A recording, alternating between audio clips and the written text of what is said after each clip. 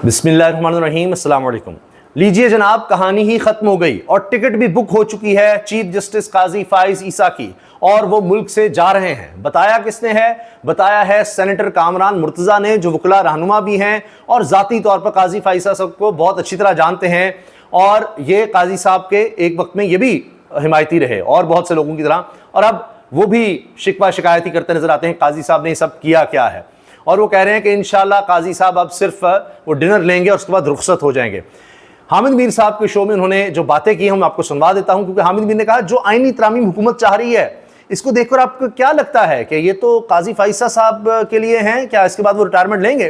क्योंकि जो आईनी तरामीम है उनका मकसद सिर्फ ये है कि काजी फाइसा साहब को किस तरह से कंटिन्यू करवाना है आईनी अदालत में। पहले तो था यहीं पर कोई एक्सटेंशन दे दी जाए, सुप्रीम कोर्ट में ही नहीं बात बनी, तो फिर ये लगा कि अच्छा एक आईनी अदालत बना देते हैं और वो हम एक सुपर अदालत बनाते हैं जिससे सुप्रीम कोर्ट खत्म हो जाए।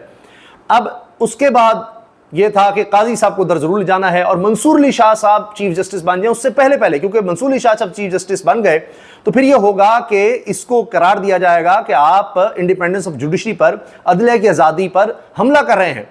तो उनके चीफ जस्टिस बनने से पहले ये सारी कहानी करनी थी। लेकिन अब जनाब कामरान मुर्तज़ा साहब ने क्या कहा है हामिद मीर साहब के शो में, वो कह रहे हैं मेरे जाती नॉलेज में है, सुनिए। या वो वफाकी आईनी अदालत के चीफ जस्टिस बनना चाहते हैं? ये यानी काजी साहब की बात हो रही है कि वफाकी आईनी अदालत के चीफ जस्टिस बनना चाहते हैं।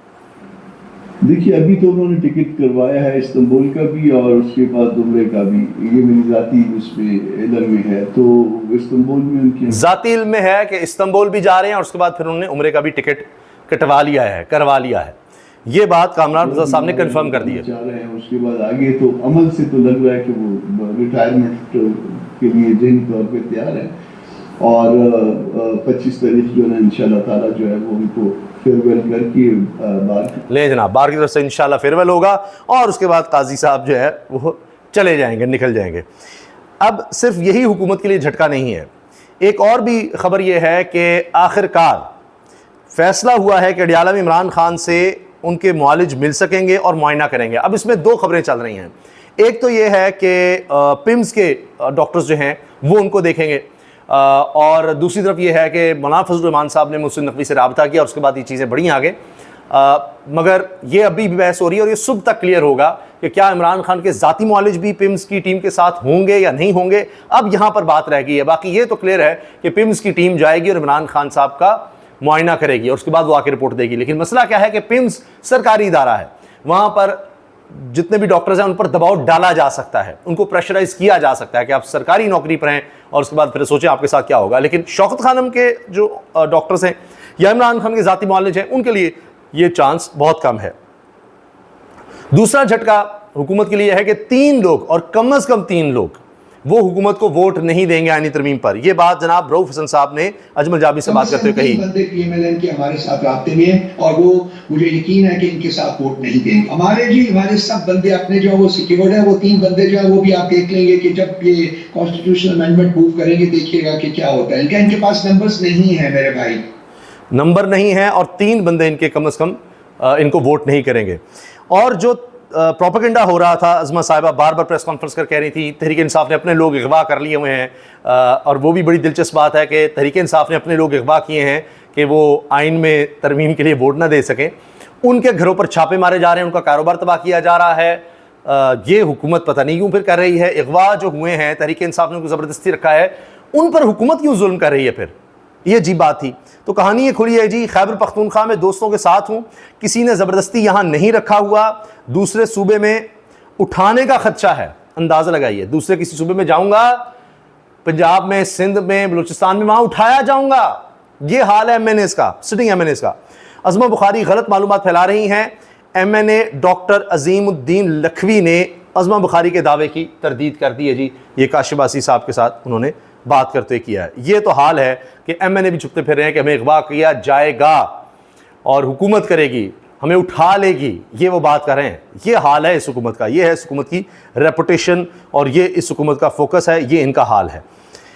उमैर नियाज़ी साहब ने खदशात का इज़हार किया है कि मैं तो उस वक्त से डर रहा हूँ जब कोई एक वाक़या किसी बहुत बड़े तूफ़ान की वजह बन सकता है। हसीना वाजिद को तो भागने के लिए हेलीकॉप्टर मिल गया था, इन्हें तो हेलीकॉप्टर भी नहीं मिलेगा। वैसे शेख हसीना वाजिद भाग कर गई थी भारत, तो उसके लिए भी शरीफ ख़ानदान ने इंतज़ाम किया है, क्योंकि बरखा दत्त के बारे में, जो भारत की बड़ी मशहूर जर्नलिस्ट हैं, उनके बारे में कहा गया है कि उनको ख़ास तौर पर मियाँ नवाज शरीफ साहब के कहने पर वीज़ा दिया गया है।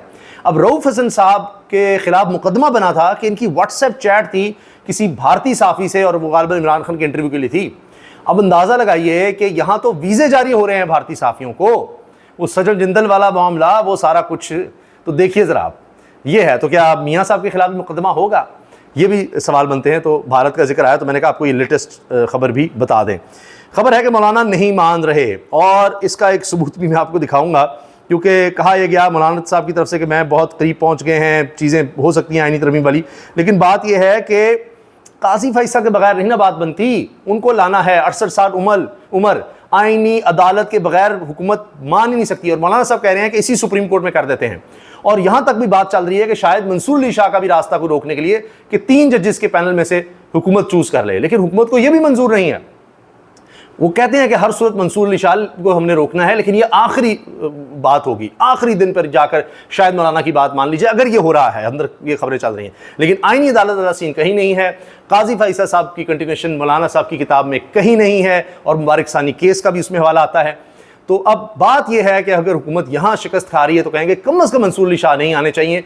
3 जजेस का पैनल होगा, जिसके ज़रिए हम ना मंसूर अली शाह को सिलेक्ट करेंगे ना मुनीब को, हम तीसरे किसी जज को ले आएंगे ताकि वो हमें सर्व करेगा। तो इन पर हमें एतबार नहीं है, ये सारा ही कहानी है। अच्छा, इसके साथ जनाब एहतजाज के लिए कल इस्लामाबाद ज़रूर जाऊँगा। अली बिन गंडापुर का ऐलान, अगर एहतजाज हुआ तो अब ये सुबह ही चीज़ें क्लियर होंगी। इमरान खान से ज़ाती मालिज मिलते हैं नहीं, डॉक्टर्स की टीम अलबत्ता जा रही है, ये चीज़ कंफर्म हो रही है। इस्लामाबाद में किसी गैर कानूनी इज्तिमा की इजाज़त नहीं, वज़ारत दाखिला ने IG को मुरासला लिख दिया।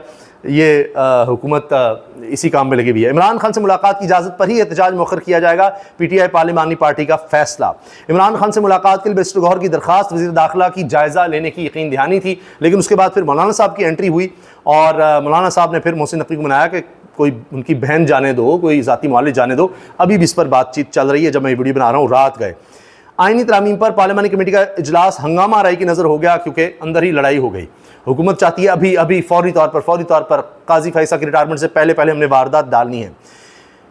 और जनाब विफाकी हुकूमत का हाल यह है कि 5 साल में 24 इदारों की निष्कारी करेगी। 24 इदारे, सब बेच दो, सब फॉर सेल है। अब जियो ने भी खबर दी है, हुकूमत ने कल का एहतजाज मौखर करने के लिए PTI की शर्त मान ली, डॉक्टर्स कल इमरान खान का मुआयना करेंगे। ये जनाब खबर कंफर्म हो रही है। और देखिए, मैंने जो आपसे अर्ज़ किया ना कि मौलाना साहब का मूड क्या है।